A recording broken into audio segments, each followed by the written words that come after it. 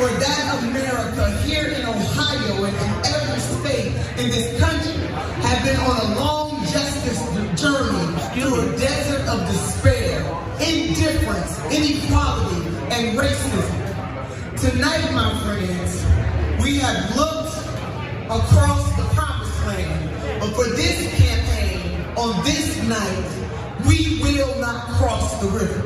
Tonight, our justice journey continues, and I am proud to continue that journey with each and every one of you.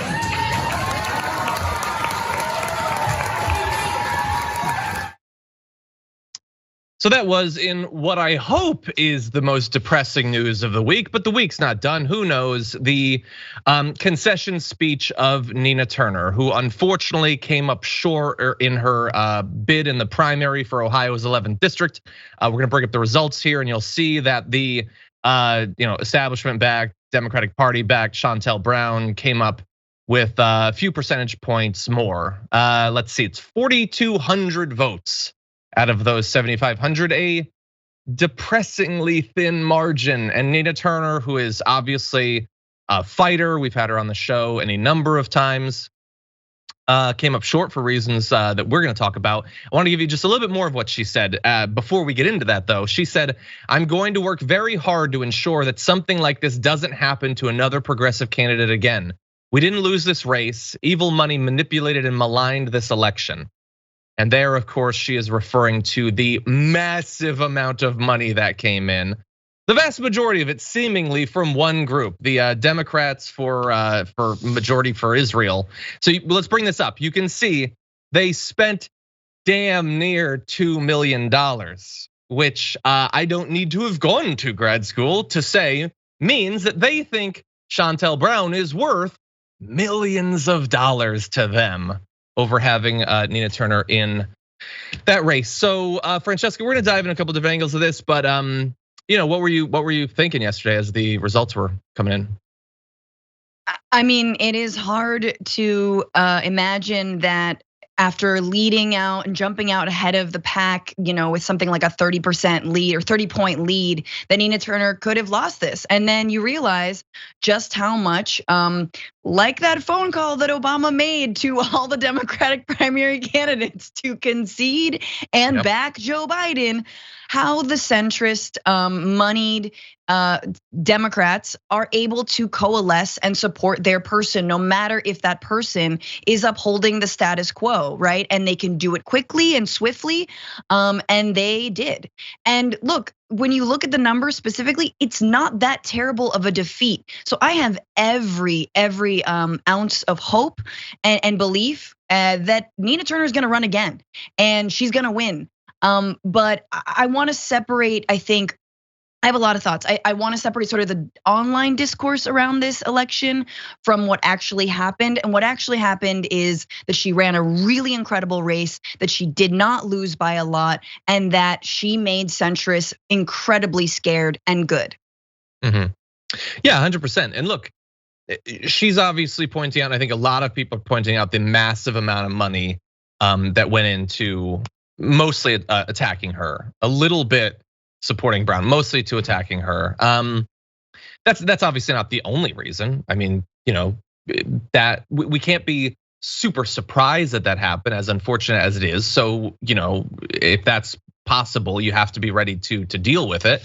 And look, certainly she got an assist from a lot of the best, elected progressives in the country, with AOC going to help her out and Bernie Sanders going, and they did what they can, but it's just, this year obviously has not been great for a lot of different reasons. It would have been really awesome to add someone as strong and as passionate as Nina Turner. And I think you're totally right. She will definitely run again, whether in this same race or for some other race. But today, this week, that doesn't help us. And like 2 years from now will come. But I don't want to think about 2 years from now. It's just unfortunate that someone who we've had on to talk about a number of different issues, and we've always gotten really fired up talking with Nina Turner, that she would lose, is just unfortunately really depressing.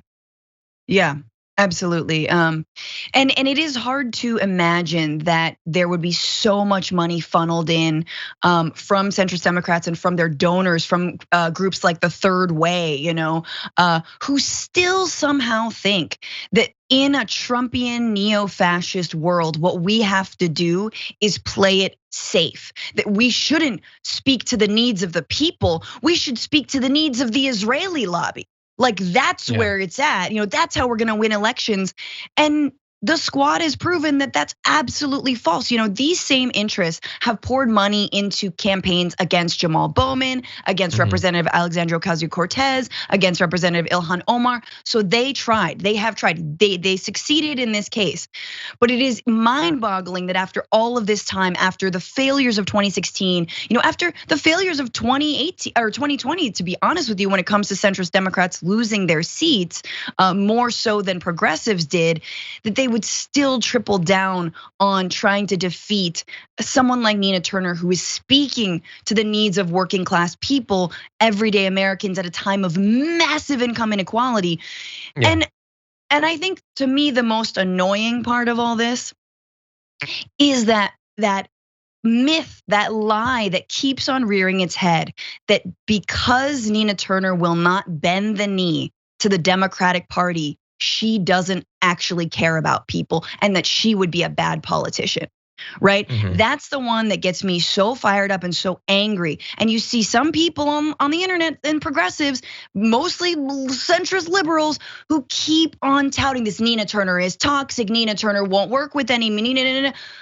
You just had Cori Bush spend 4 nights outside of the Capitol steps in order to protest the eviction moratorium expiring and successfully winning that battle. Yes, I know we're gonna talk about it, but that is what it takes. It takes unconventional, non sort of status quo politicians. It takes those kinds of strategies to actually get the most minimal thing done. And to imagine being scared of someone like Nina Turner because we have to placate the center. What center? There's no more center. It's you and your donors and like the Friends of Israel, right? And like Pharrell Williams when the Friends of Israel hires him for a concert. Like literally, like that's it. It is unclear that actually did that happen? Yeah, that happened. It's very so that I think is what the most frustrating thing is that like why are we bending the knee? Why? Tell me why we bend the knee when Democrats can't get anything done. Yeah, well, and most of the time, don't even try. But yeah, look, the only other thing I want to people are pointing out, I don't know if we already said this, but that the Cori Bush had run, lost, ran again, and eventually won, and now look, that's paying off, and that's what I want to focus on. So, I'm not some objective person just floating through the ether. I have goals in politics. I have values that I try to see translated into political action. I assume many of you probably don't find my values abhorrent, or you probably wouldn't be here. So if you are like me in some ways, I'm guessing that you are somewhat depressed, perhaps despondent in the same way that I am. I am not necessarily the best person to get you fired up because I can't hide the fact that I'm depressed. But I will say the reason I'm depressed, and I guess maybe this has become controversial recently, is that I think who wins elections matters. Getting the best people in every single election matters. We're gonna demonstrate that in our next block. It didn't have to be Cori Bush, it could have been someone else. And if you think the outcome would have been the same if it wasn't her, I don't know what to tell you at this point. Now, sometimes the establishment, and it comes in different forms. Sometimes the Democratic majority for Israel, sometimes it's Chuck Schumer, whatever. Sometimes they win. They flood an election with money and they win. And we've had devastating losses. Obviously, this is not the first, it will not be the last. Jessica Cisneros lost, and you had Eastman and Bernie's race, like those definitely happened. Max Morse. But exactly. Yeah, but on the other hand, we also had AOC and Ilhan Omar and Rashida Tlaib and Aina Presley and Jamal Bowman, and some of those were sort of surprises. Maybe they were taken by surprise, but others were very much not. Look, the last thing I want is for you to be struck with apathy, to pull yourself out of the system, because the thing is, the people who put $2 million in this race are not getting apathetic. If they'd lost, they wouldn't check out, because they care about what happens. They're wrong, they're working for the wrong things, but they're not going anywhere. So we can't afford to. And so whatever might lead you to become apathetic, please do not listen to it. The results of these elections matter. They are really difficult, often incredibly depressing, but we can win. We have won. We will win in the future. But the only way that it's gonna happen is if we stay invested, and not just in following the news. As I've always said, if the end result of you watching this show is you watching this show, then this show is pointless. It honestly is. So there's so much more important stuff out there. We try to focus on it. We try to bring people on who are doing it. I need a little bit of time to sort of get revved back up for everything, but I hope that you can recover at least as quickly. Anyway, well, look, any final thoughts? Yeah, no, and I 100%, John, and I just like commend your honesty. And it's hard to be, I think we're sort of taught to be more like, let's be distanced and analytical only. And I love that the Damage Report isn't that show, that we can be fired up, we can be honest, we can be disappointed, and we can be nuanced and thoughtful with everything that we say. And I'll just say that, like, look, you just wait when COVID's over. Because you think about the number of, like, how many more volunteers might have come to Ohio, right? How many more volunteers to get, what was it, 2,500, whatever, however many more votes it was. Not very many. Yeah.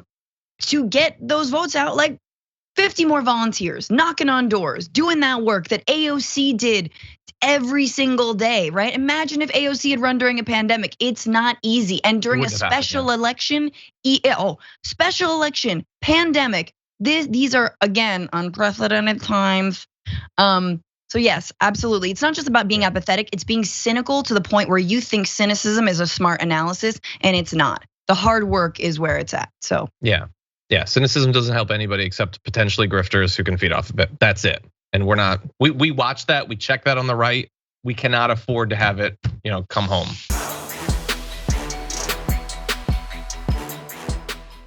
For more political news breakdowns, interviews, stories of activism, and me trying my hardest to care about the occasional big celebrity news story, subscribe to our YouTube channel at youtube.com/The Damage Report. And you can ring the bell wherever it is so you don't miss anything.